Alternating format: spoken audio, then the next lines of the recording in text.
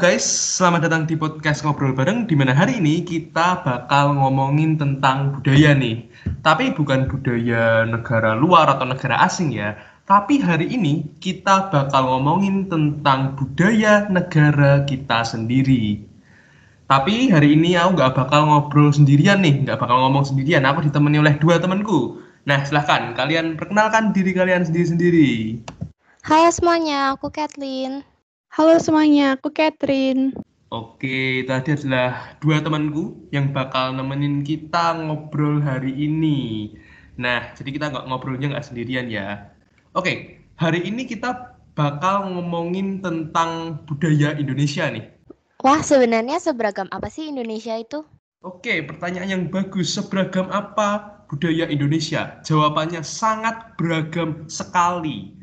Indonesia itu kan memang terkenal karena keberagamannya ya. Ini keberagaman budaya yang ada di Indonesia ini juga dipengaruhi oleh banyak hal. Misalnya salah satunya faktor geografisnya. Indonesia kan negara kepulauan.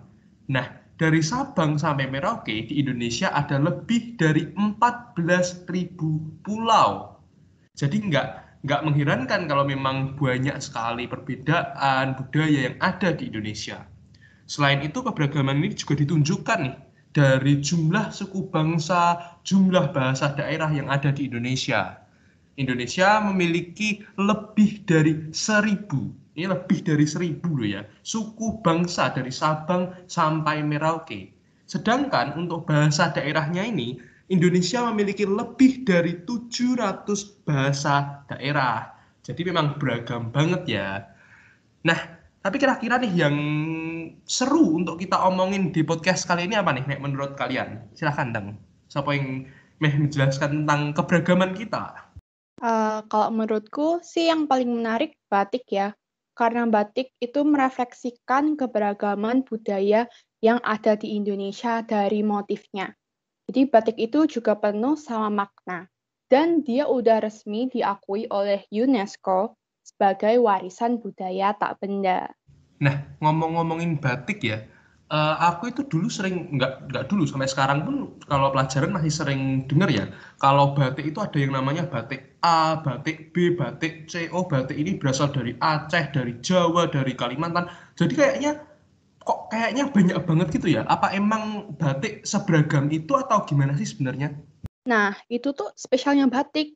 Jadi setiap daerah beda-beda motifnya. Jadi kayak punya ciri khas masing-masing gitu. Contohnya nih ya, ada batik Aceh motif pintu air yang merepresentasikan kepribadian masyarakat Aceh yang selalu rendah hati dan lapang dada.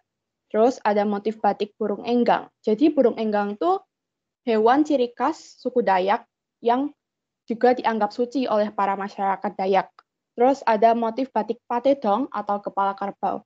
Jadi kerbau itu hewan yang sangat dihormati dan jadi peliharaan kesayangan masyarakat Toraja.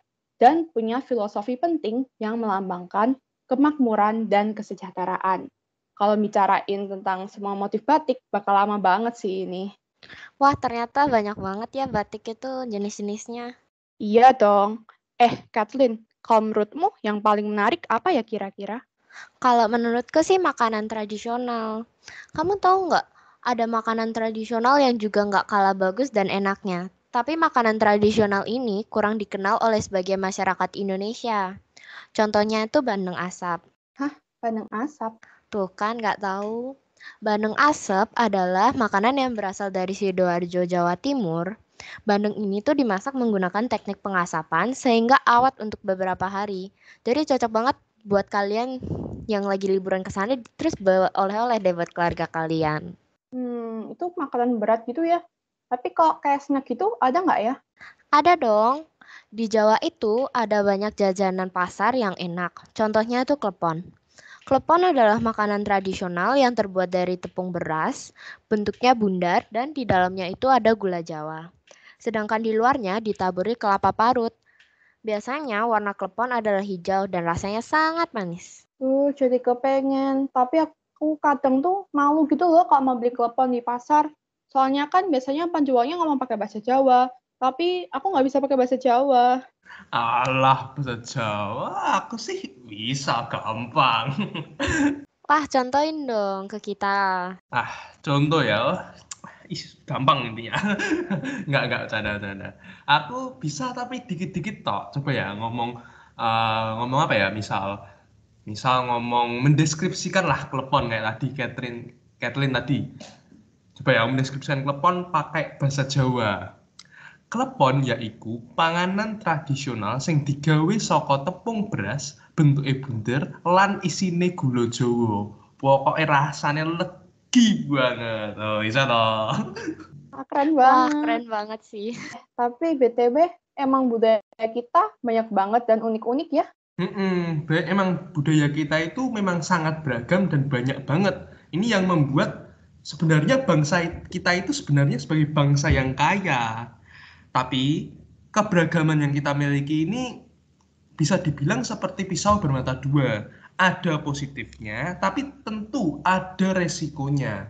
Nah, resiko yang sangat serius yang kita hadapi ini adalah keberagaman yang ada ini bisa mengancam persatuan dan kesatuan bangsa dan negara. Nah, salah satu ancaman ini adalah banyaknya kasus intoleransi yang terjadi, terutama intoleransi agama. Kalau ngomongin tentang agama, gimana sih sebenarnya masuknya agama ke Indonesia? Kalau aku dulu sih pernah baca di buku ya. Jadi awalnya ajaran Hindu-Buddha itu masuk ke Indonesia karena Indonesia tuh daerah yang strategis dalam pelayaran dan perdagangan internasional. Jadi ajaran Hindu-Buddha itu masuk ke Indonesia dibawa oleh pedagang dari India. Dan sampai sekarang tuh masih ada nilai dan unsur yang berkembang pada masa Hindu-Buddha dan masih berkelanjutan di Indonesia. Contohnya apa? Bisa kasih contoh nggak?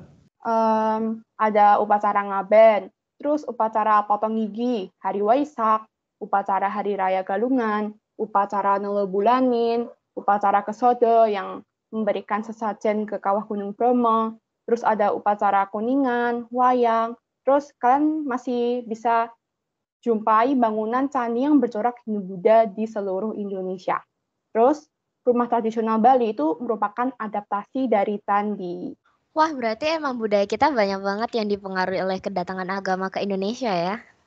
Ya, kalau dipikir-pikir benar juga bahwa agama-agama yang datang ke Indonesia itu membawa banyak budaya-budaya dari negara asalnya. Tapi ini kalau kita ngomong serius dulu ya, ini kadang kadang keberagaman budaya yang berasal dari agama ini masih mendapatkan respon negatif dari masyarakat-masyarakat tertentu. Masih banyak tindakan-tindakan intoleran dari berbagai kelompok masyarakat tertentu terhadap umat agama tertentu.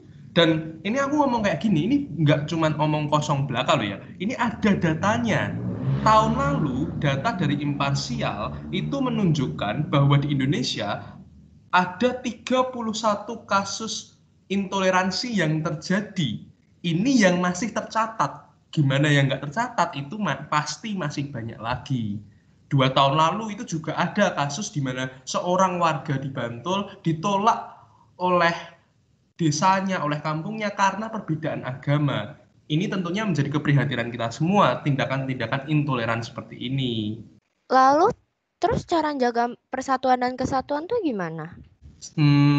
Gimana ya? Sebenarnya untuk menjaga persatuan dan kesatuan itu memang bukanlah hal yang mudah ya, ini hal yang sulit.